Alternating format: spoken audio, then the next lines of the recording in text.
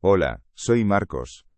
Y vi con mis propios ojos cómo el brigada Romero, un hombre que había visto de todo en combate, gritaba que era inútil, que lo abandonaran, mientras una niña de 11 años, la hija del ingeniero, intentaba decirle que el motor no estaba roto, solo triste. Nadie la escuchó claro. En un hangar lleno de soldados desesperados en mitad de Malí, ¿quién iba a escuchar a una cría? Nadie excepto quizás, el propio helicóptero. La impotencia de verla allí, sabiendo que tenía la respuesta, con esa calma que solo tienen los que están seguros de algo, es una imagen que no se me ha borrado jamás. ¿Alguna vez te han ignorado tanto que has llegado a dudar de lo que sabías que era la pura verdad?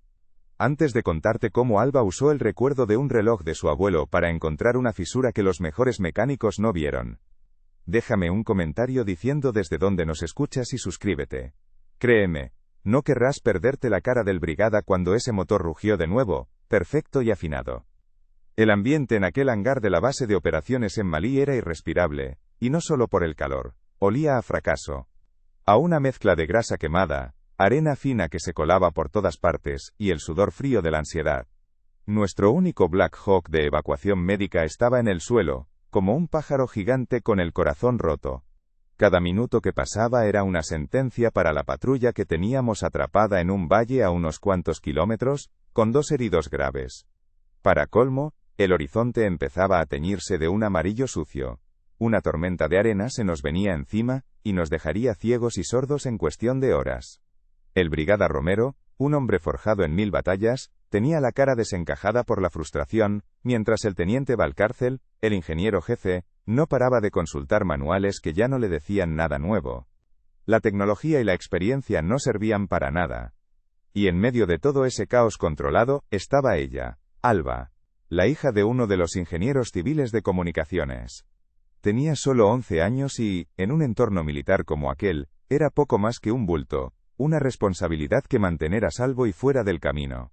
Mientras los hombres corrían, gritaban y maldecían, ella permanecía sentada sobre una caja de herramientas en un rincón, en silencio. Pero no estaba asustada ni aburrida, como cualquier otro niño, estaba observando. Observaba el motor abierto del helicóptero con una concentración casi antinatural, con la cabeza ligeramente ladeada, como si estuviera escuchando una conversación secreta que el resto de nosotros, con nuestro ruido y nuestro pánico, éramos incapaces de oír.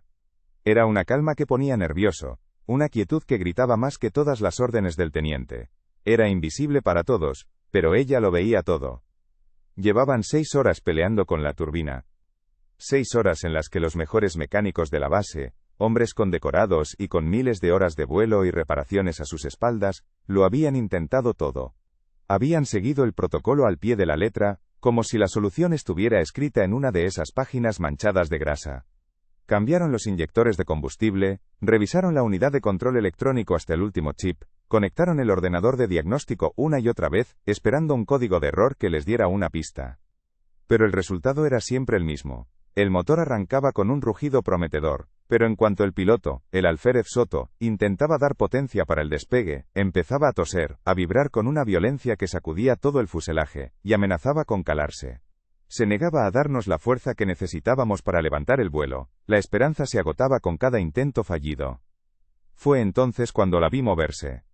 Se levantó de su caja y se acercó a mí, que estaba pasando herramientas y sintiendo cómo la desesperación se me agarraba a la garganta. Me tocó el brazo con la punta de los dedos, y supe que no era un juego. Sus ojos, normalmente tímidos, estaban fijos en el motor.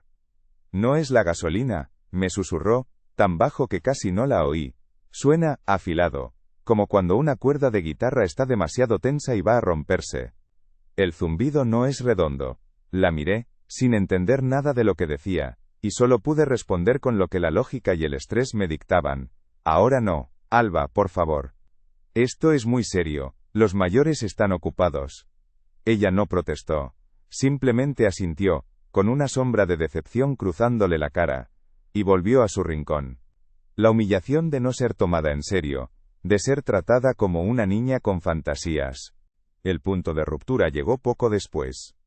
El teniente Valcárcel, con la cara pálida y la reputación por los suelos, se cuadró y dio su veredicto final, como un médico que declara la hora de la muerte. «No hay nada más que hacer aquí, Este motor necesita una revisión completa en taller. Hay que esperar a que llegue un equipo de la península. Era su forma de lavarse las manos, de culpar a una avería imposible en lugar de a su propia incapacidad. Esa fue la chispa que hizo explotar al Brigada Romero. Lanzó una llave inglesa contra la pared del hangar con un grito de pura rabia contenida. «Es inútil», bramó, no refiriéndose solo al motor sino a todo. A la misión, a la espera, a nuestra impotencia. El hangar se quedó en un silencio sepulcral, solo roto por su respiración agitada. Y en ese silencio, los ojos de todos se posaron en la única persona que no había perdido la calma, Alba. Ella se quedó allí, de pie en medio del hangar, pequeña e inmóvil, y su silencio pareció absorber todo el eco de la rabia del Brigada. Él, con el rostro congestionado, y el sudor perlando su frente, se giró y la vio. Sus ojos, inyectados en sangre por la frustración y la falta de sueño, se clavaron en ella.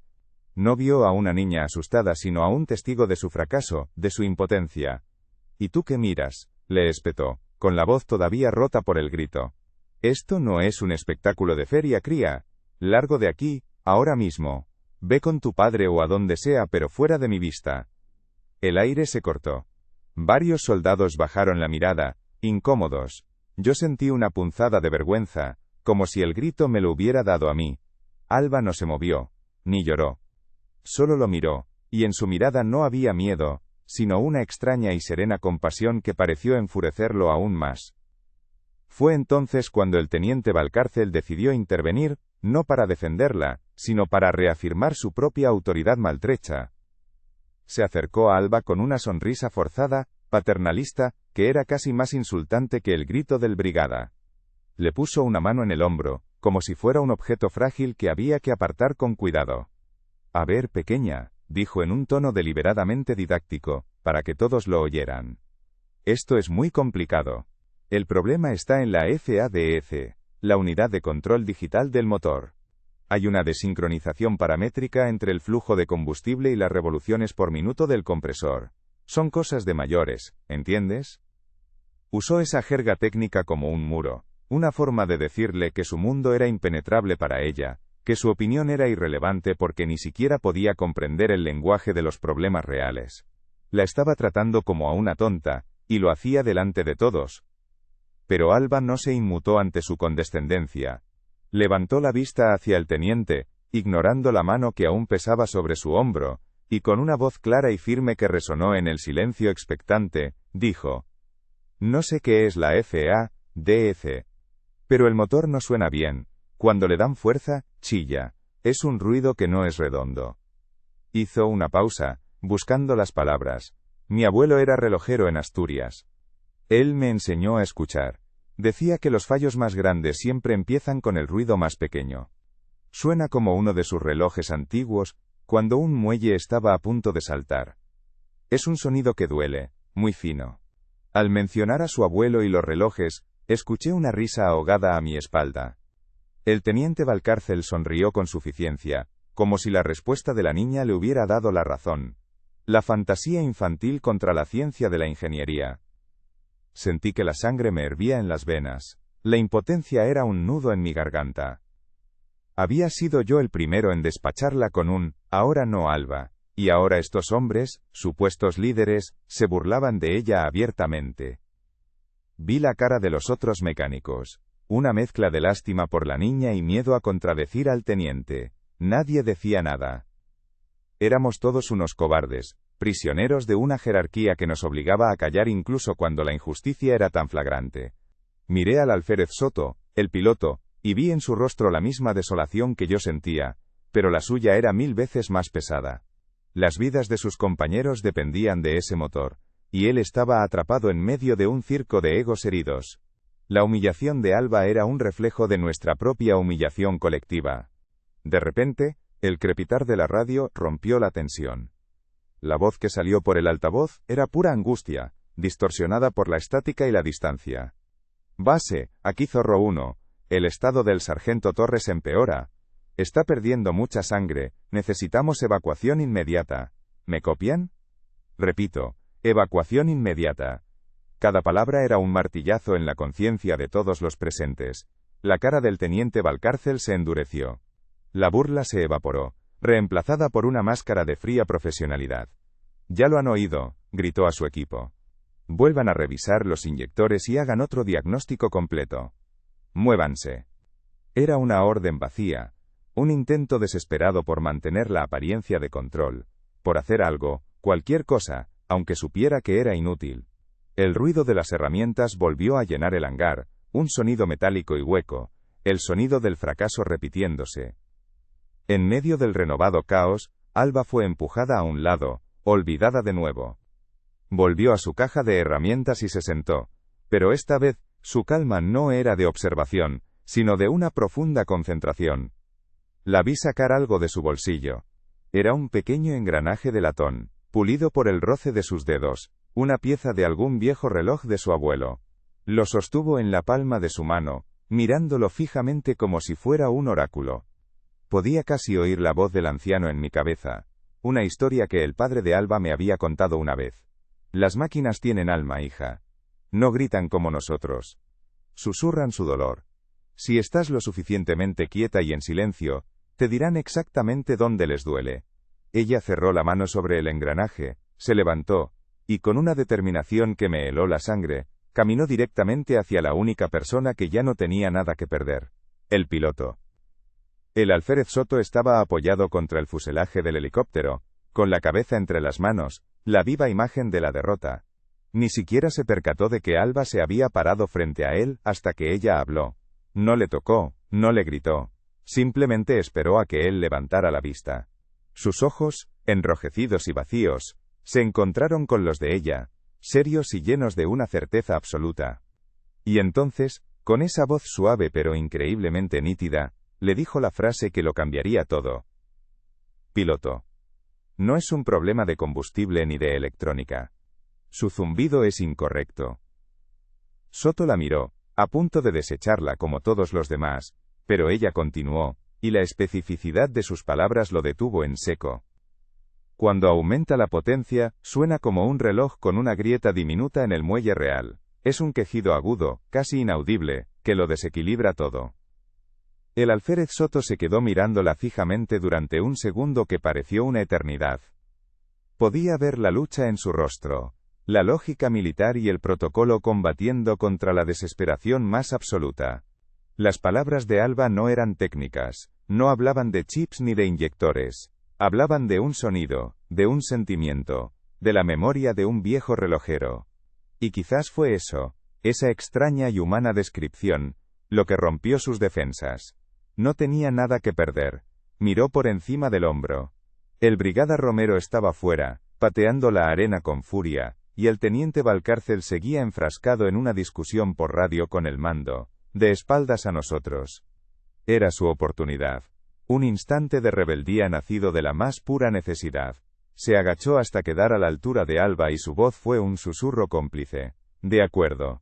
Vamos a escuchar tu reloj». Con un movimiento rápido y decidido, Soto la levantó y la colocó sobre la plataforma de mantenimiento, justo al lado del corazón abierto y silencioso del Black Hawk. La imagen era surrealista. Esa niña menuda, con sus zapatillas polvorientas y su camiseta de colores, rodeada por un laberinto de cables, conductos y metal pulido que valía millones. Los pocos mecánicos que quedaban en el hangar, que hasta entonces habían estado recogiendo herramientas con desgana, se detuvieron. Vi sus caras. Vi la incredulidad, la burla apenas contenida en las comisuras de sus labios, pero también vi una chispa de curiosidad. ¿Qué podía hacer una niña que no hubieran hecho ellos, hombres con años de experiencia? Nadie dijo nada, pero todos estaban mirando. El destino de una patrulla entera pendía del hilo de aquella escena imposible, de la fe ciega de un piloto desesperado en la intuición de una niña. Alba no se dejó intimidar por las miradas ni por la complejidad de la máquina. Hizo exactamente lo que yo sospechaba que haría, lo que su abuelo le había enseñado. Cerró los ojos. El mundo exterior, el hangar, los soldados, el miedo, todo desapareció para ella. Apoyó las palmas de sus manos sobre la carcasa fría del motor, con una delicadeza casi reverencial. No buscaba nada con la vista. Estaba escuchando con la piel, sintiendo las tensiones ocultas en el acero. El único sonido en el hangar era el zumbido lejano del generador auxiliar, y el silbido del viento que empezaba a levantarse fuera, anunciando la tormenta. Era un silencio denso, cargado de expectación. Todos contuvimos la respiración, atrapados en su ritual, sintiendo que estábamos presenciando algo que iba más allá de la mecánica y la ingeniería. Era un acto de comunión entre una niña y una máquina herida. Pasó casi un minuto eterno en el que la esperanza y el escepticismo luchaban en el aire. De repente, sus ojos se abrieron de golpe. No había duda en ellos, solo una certeza cristalina. Se giró hacia el alférez Soto, que la miraba sin pestañear. «Necesito el espejo de dentista y la linterna de bolsillo del maletín rojo», dijo. Su voz no era la de una niña pidiendo un juguete, era la de un cirujano pidiendo un bisturí. Era precisa, segura, autoritaria. Soto reaccionó al instante, como si estuviera recibiendo una orden de un superior. Se movió con una rapidez que no le había visto en toda la mañana, abrió el maletín de herramientas de diagnóstico de precisión, y le entregó lo que pedía. En ese momento, la dinámica había cambiado por completo. Ya no era un piloto compadeciéndose de una niña, era un soldado siguiendo las indicaciones de su única esperanza. Con una mano firme que desmentía su edad, Alba tomó la pequeña linterna y dirigió su haz de luz concentrado hacia las entrañas del motor. No apuntó a los inyectores, ni a la unidad de control, ni a ninguna de las piezas que los ingenieros habían revisado una y otra vez.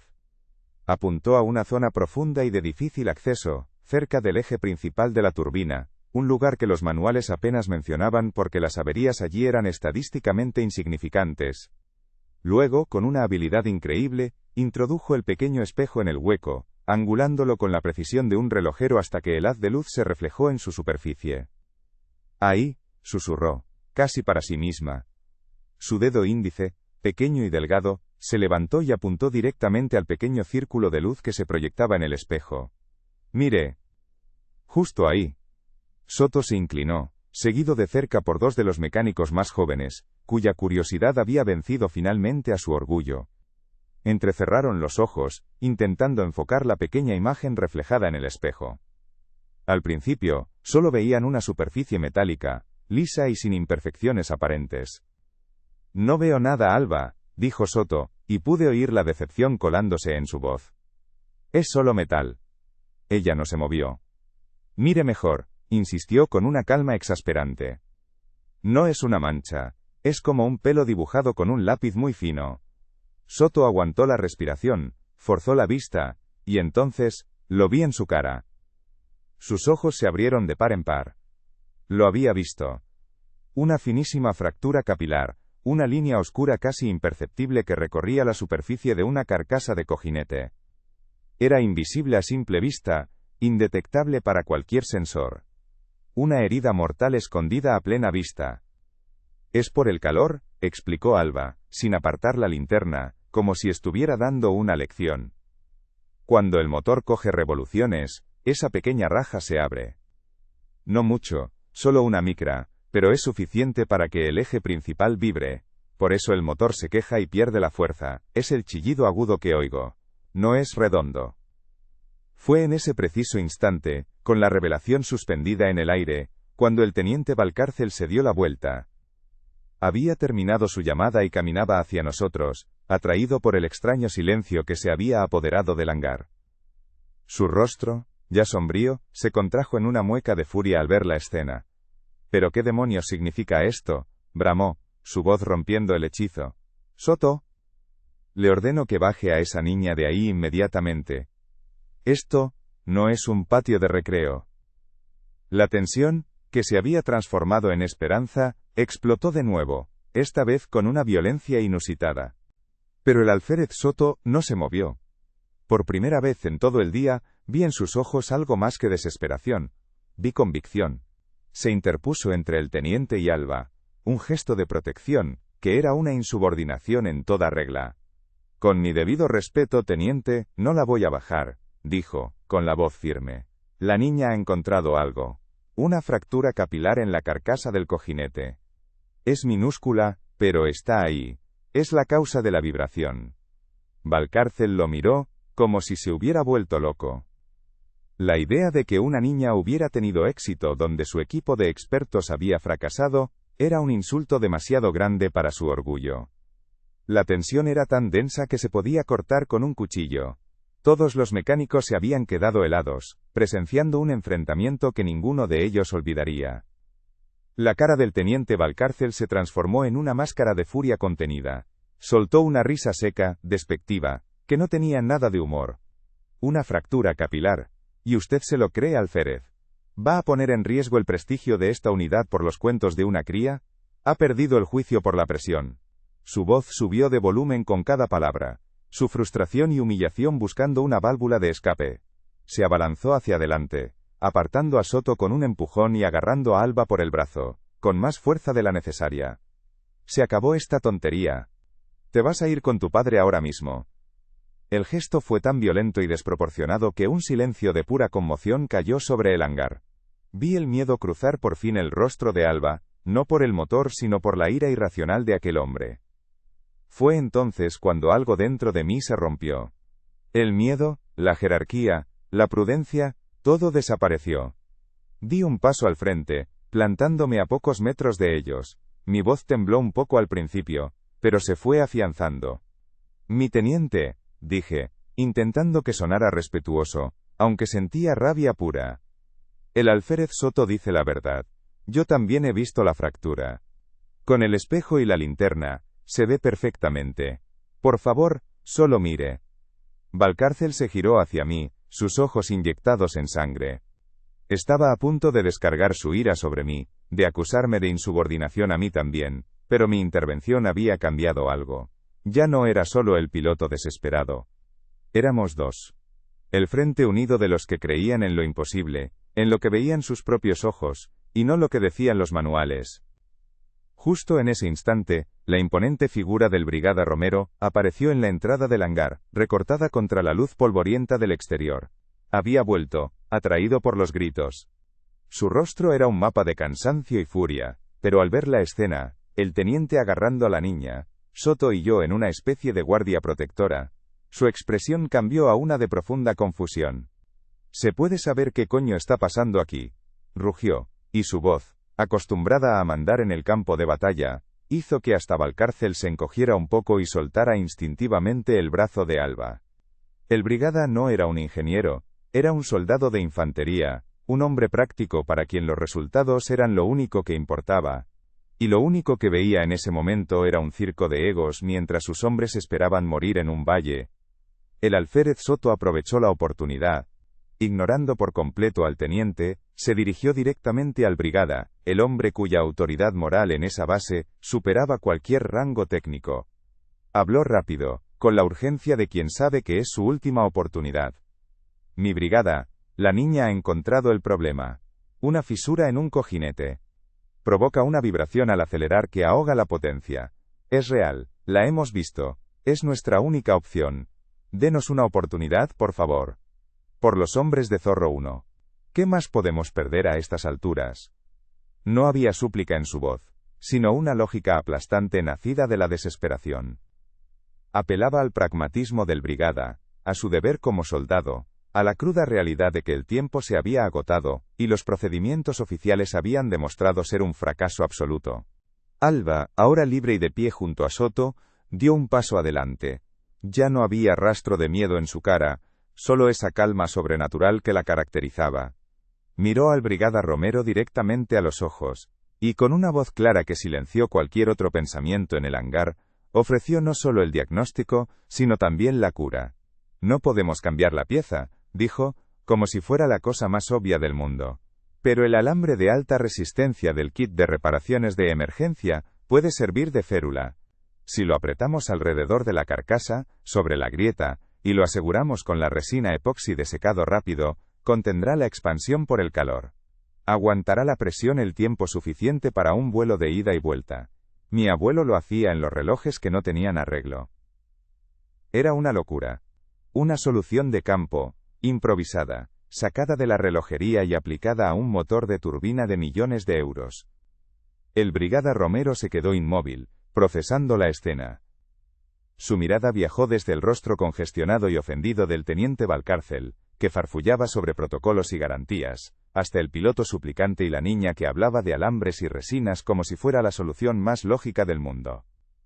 Luego, sus ojos recorrieron las caras de los demás mecánicos, que observaban en un silencio expectante, una mezcla de escepticismo y una nueva y extraña esperanza. El brigada había visto suficiente en su vida como para saber que a veces las soluciones no estaban en los libros. Tomó una decisión. Se giró hacia Valcárcel y su voz fue como el golpe seco de un cerrojo. «Cállese, teniente, ya ha tenido 6 horas». Luego, su mirada se clavó en Soto y Alba. «Tienen 5 minutos. Hagan lo que ha dicho la niña. Y ustedes», gritó a los mecánicos más cercanos. «Ayúdenlos, ahora». Aquella orden del brigada fue como un relámpago en un cielo inmóvil. El teniente Valcárcel se quedó petrificado, con la boca entreabierta, incapaz de articular una protesta ante una orden tan directa y, para él, tan absurda. La humillación lo había dejado mudo. Los mecánicos, sin embargo, reaccionaron con la disciplina aprendida a lo largo de los años. Se miraron entre ellos por una fracción de segundo, una comunicación silenciosa que decía: «Esto es una locura, pero son órdenes», y se pusieron en movimiento. Uno corrió al kit de emergencia, otro buscó la resina epoxi. De repente, el caos desesperado se transformó en una actividad febril y concentrada, dirigida no por un ingeniero condecorado, sino por los susurros precisos de una niña de 11 años que, por primera vez, era el centro de atención de todos en aquel hangar polvoriento. Alba no perdió la calma ni un instante, parecía como si hubiera ensayado aquel momento toda su vida en la relojería de su abuelo. Con una autoridad natural que no se correspondía con su tamaño, dirigió la operación. «El alambre tiene que estar muy tenso, justo encima de la línea. Tiene que hacer de corsé», explicó a uno de los mecánicos más corpulentos, un sargento que la miraba con una mezcla de asombro y reverencia. El hombre, cuyas manos parecían capaces de aplastar rocas, manejaba el fino alambre con una delicadeza que nunca le había visto, siguiendo con la mirada el dedo índice de Alba, que señalaba el punto exacto. La escena era la cosa más extraña que había presenciado en toda mi carrera militar. El poder del conocimiento puro, sin adornos de rango ni de edad, guiando la fuerza bruta y la experiencia. Una vez el alambre estuvo perfectamente asegurado, creando una especie de sutura metálica sobre la herida del motor, llegó el turno de la resina. Ahora hay que sellarlo. Tiene que cubrir todo el alambre, pero sin crear un bulto que pueda rozar con algo al girar, indicó Alba. El mecánico más joven, el que antes se había reído de ella, ahora la obedecía con una concentración casi religiosa, mezclando los dos componentes de la resina epoxi con una espátula y aplicándola con la precisión de un cirujano. El olor químico y penetrante de la resina llenó el aire, un aroma a solución desesperada, a última oportunidad. Ahora hay que esperar a que seque. 5 minutos, sentenció Alba. Y en el hangar, nadie se atrevió a moverse. 5 minutos, que parecieron 5 años, con el único sonido del viento de la tormenta que empezaba a aullar fuera. El alférez Soto nunca había apartado la vista de la reparación. Cuando Alba dio su visto bueno, él asintió, se cuadró brevemente ante el brigada Romero, que seguía observándolo todo con los brazos cruzados, y se dirigió a la cabina del Black Hawk. Su rostro era una máscara de tensión controlada. Antes de subir, su mirada se cruzó con la de Alba. Ella no sonrió, simplemente le sostuvo la mirada y asintió levemente, un gesto que transmitía una confianza absoluta. Era un pacto sellado en silencio, una transferencia de fe entre la intuición y la acción. Soto subió a su asiento, se colocó los auriculares, y sus manos comenzaron a moverse sobre los controles, siguiendo una coreografía que conocía de memoria. El resto de nosotros en el suelo del hangar contuvimos la respiración. El destino de Zorro 1 estaba en manos de un piloto, una niña y un trozo de alambre. La secuencia de arranque comenzó. El zumbido familiar de la unidad de potencia auxiliar llenó el silencio, seguido de una serie de clics y pitidos electrónicos. Soto miró los indicadores, su pulgar flotando sobre el botón de arranque de la turbina. Podía ver su perfil a través del cristal de la cabina, concentrado, ajeno a todo lo que no fuera su máquina. Entonces, presionó el botón. El motor emitió un carraspeo inicial, un sonido gutural que nos heló la sangre a todos, El mismo sonido que había precedido a todos los fracasos anteriores. Vi al teniente Valcárcel esbozar una mueca, una mezcla de, se lo dije, y alivio por no ser el único en fallar. Por un segundo eterno, pareció que la vibración violenta iba a volver, que todo había sido en vano.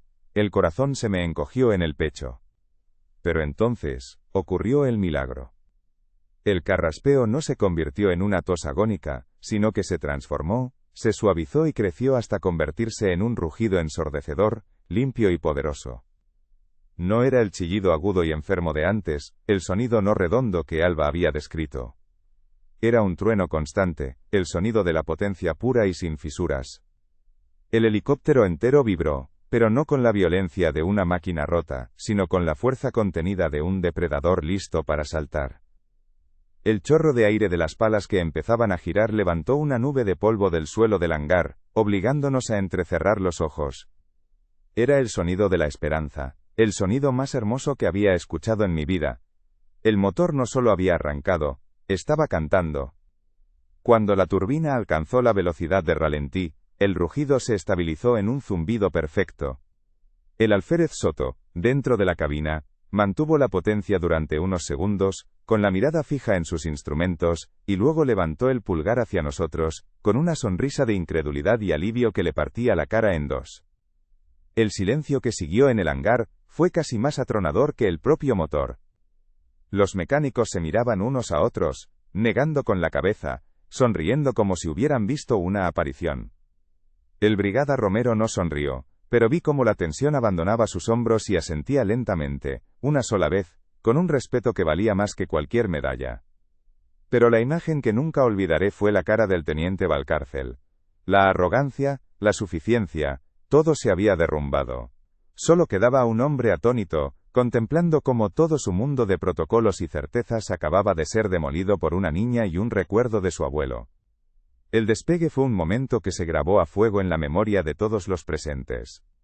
No hubo vítores ni aplausos, solo un silencio reverencial mientras el alférez Soto, con una habilidad impecable, elevaba el Black Hawk del suelo con una suavidad que parecía imposible minutos antes.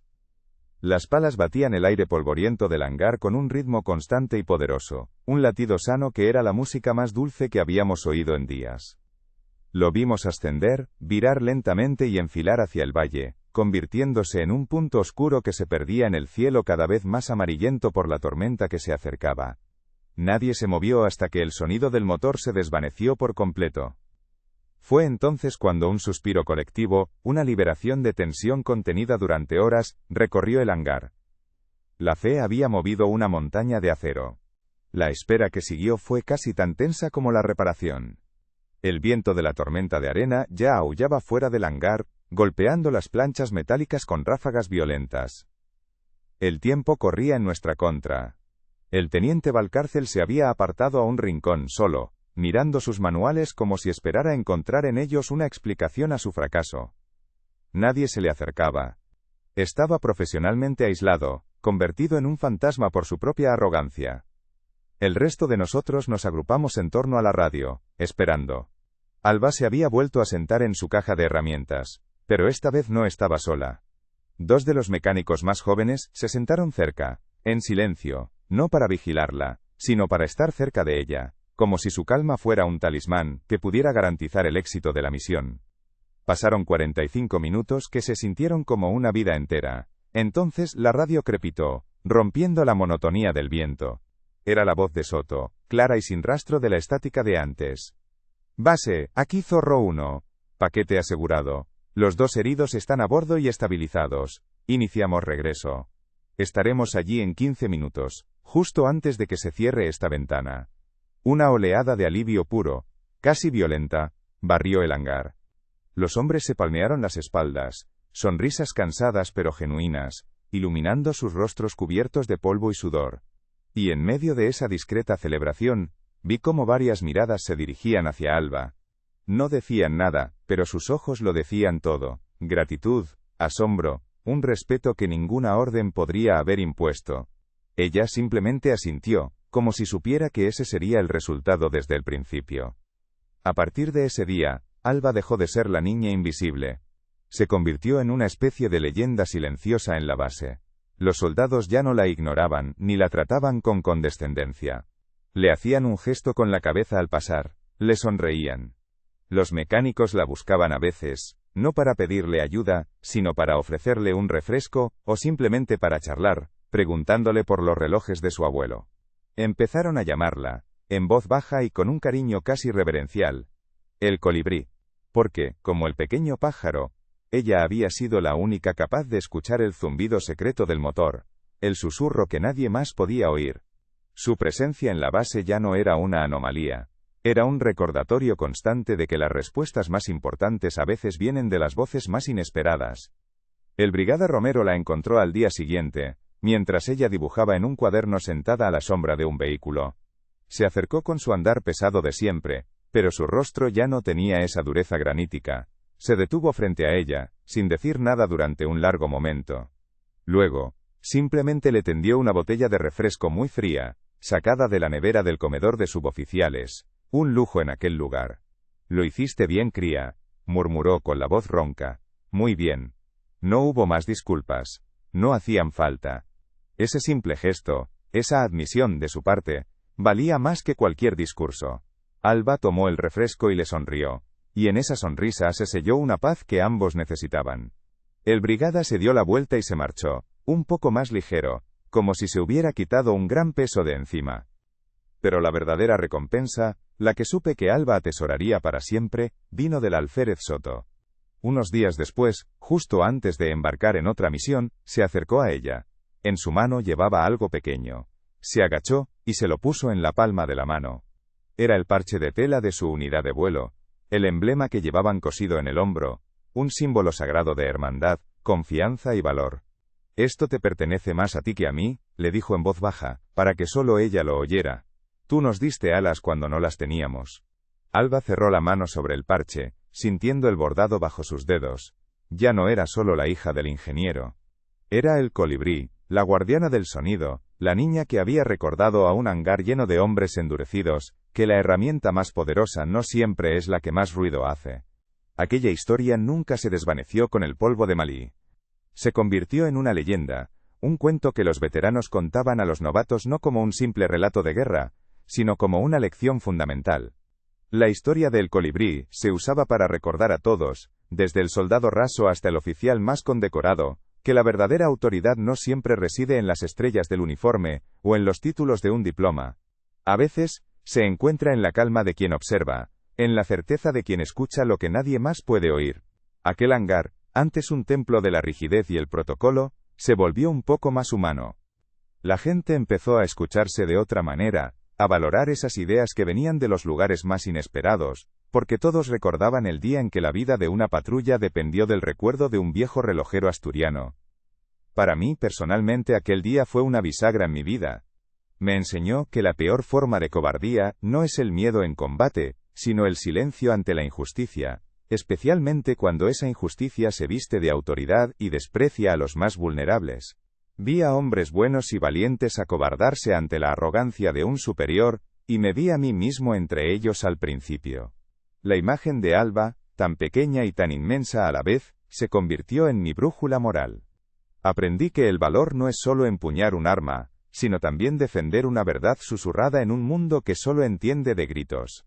Desde entonces, cada vez que me siento tentado a ignorar una voz por considerarla insignificante, recuerdo el zumbido no redondo del Black Hawk, y me obligo a parar y escuchar. Nunca volví a ver al teniente Valcárcel. Los rumores decían que pidió un traslado a un puesto de oficina en la península poco después, incapaz de soportar las miradas silenciosas que lo seguían por la base. El brigada Romero, sin embargo, cambió. Siguió siendo un hombre duro, forjado en el campo de batalla, pero había una nueva cualidad en su mirada, una disposición a escuchar antes de juzgar. En cuanto a Alba, siguió siendo Alba. No se convirtió en una niña prodigio de la ingeniería, ni buscó el reconocimiento. Simplemente guardó el parche de tela de la unidad de vuelo en una pequeña caja de madera junto al engranaje de su abuelo, como un tesoro privado. Su poder no residía en lo que los demás pensaran de ella, sino en la tranquila certeza de saber quién era, y lo que era capaz de hacer. Años después, cuando pienso en todo lo que pasó, me doy cuenta de que la fractura capilar del motor era solo un reflejo de otra fractura mucho más profunda. la que existe entre el conocimiento oficial y la sabiduría intuitiva, entre el orgullo y la humildad. Vivimos en un mundo que nos enseña a confiar solo en los expertos, en los manuales, en los datos. Nos dicen que si algo no se puede medir, no existe. Pero aquel día, en un hangar perdido en mitad de la nada, aprendimos que hay verdades que no se encuentran en un ordenador de diagnóstico, sino en la memoria de un abuelo, en la sensibilidad de una niña, y en la valentía de un piloto, que se atrevió a creer en lo imposible cuando todo lo demás había fallado. Si conoces a alguien que alguna vez se ha sentido pequeño, ignorado o subestimado, alguien que necesita recordar la fuerza que reside en su propia voz, por favor, comparte esta historia con esa persona. A veces, todo lo que necesitamos es que nos recuerden que hasta el zumbido más leve puede anunciar el fallo más grande, y que la solución más brillante puede venir del lugar más inesperado. No te olvides de suscribirte para escuchar más historias sobre cómo encontrar tu propio camino, incluso cuando el mundo insiste en que estás en el equivocado. Gracias por escuchar.